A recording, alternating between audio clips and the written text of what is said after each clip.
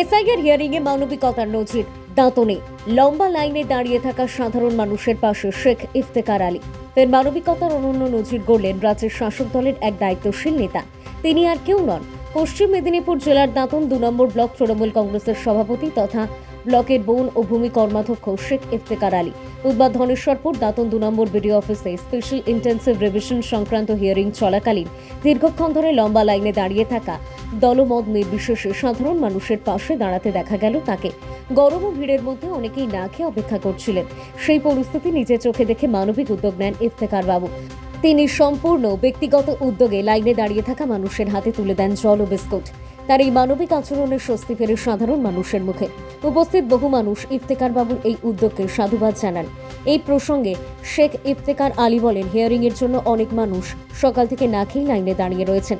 অনেকেই হয়রানির শিকার হচ্ছেন। তাই মানুষের কষ্টের কথা ভেবেই সামান্য জল ও বিস্কুট দেওয়ার উদ্যোগ নিয়েছি। আগামী দিনেও এই ধরনের প্রয়াস জারি থাকবে। এদিন হরিপুর এলাকা থেকে প্রায় 20 কিলোমিটার পথ অতিক্রম করে আসা এক বিকলাঙ্গ ব্যক্তি জানান, আমাকেও আজ হিয়ারিং এর জন্য বিডিও অফিসে ডাকা হয়েছিল। দীর্ঘ পথ পেরিয়ে এসে জল ও বিস্কুট পেয়ে আমি খুবই আপ্লুত। স্থানীয় সূত্রে খবর, শেখ ইফতেখার আলী সারা বছরই মানুষের সেবায় নিজেকে নিয়োজিত রাখেন। রাজনৈতিক পরিচয়ের ঊর্ধ্বে উঠে সাধারণ মানুষের পাশে দাঁড়ানোই তার কাছের মূল লক্ষ্য। এদিনের ঘটনায় তার স্পষ্ট প্রমাণ।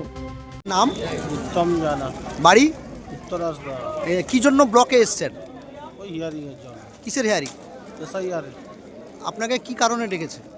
ওই আমার বাবার নাম টাইটেলের ভুল আছে। এক্ষুনি আপনার সঙ্গে কে দেখা করলেন?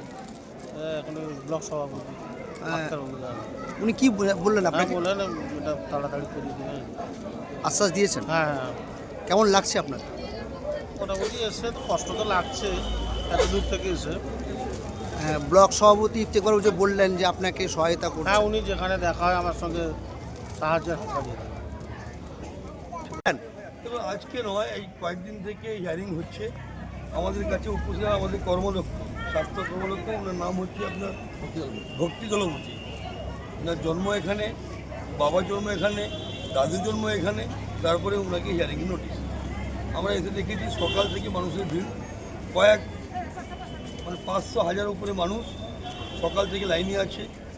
আমাদের বিস্কিট, কিছু জল আমরা ব্যবস্থাপনা করে দিয়েছি এবং আমাদের ব্লকে সুন্দর করে হিয়ারিং হচ্ছে। আমাদের বিডিও সাহেবকে অনেক ধন্যবাদ জানাই। কিন্তু আমার একটাই কথা সরকারের কাছে, দিল্লি সরকারের কাছে, কিসের জন্য হিয়ারিং? মানুষকে যে কষ্ট হচ্ছে আপনারা দেখেছেন। গত পরশু সুপ্রিম কোর্ট 2 গালে থাপ্পড় মেরেছে বিজেপিকে, বলেছে মানুষকে হয়রানি করা চলবে না এবং হিয়ারিংয়ের নামে মানুষকে যে হয়রানি করছে তাদের খুবই নিন্দা জানাই। এত দূর আজকে বলুন তো, জানকাপুর থেকে এখানে প্রায় 22 কিলোমিটার।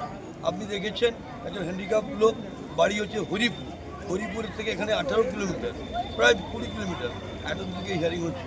আমার যারা হিয়ারিং আছে, যারা বয়স্ক লোক আছে, যারা আসতে পারছে না, তাদের বাড়িতে গিয়ে হিয়ারিং, এটাই আমার।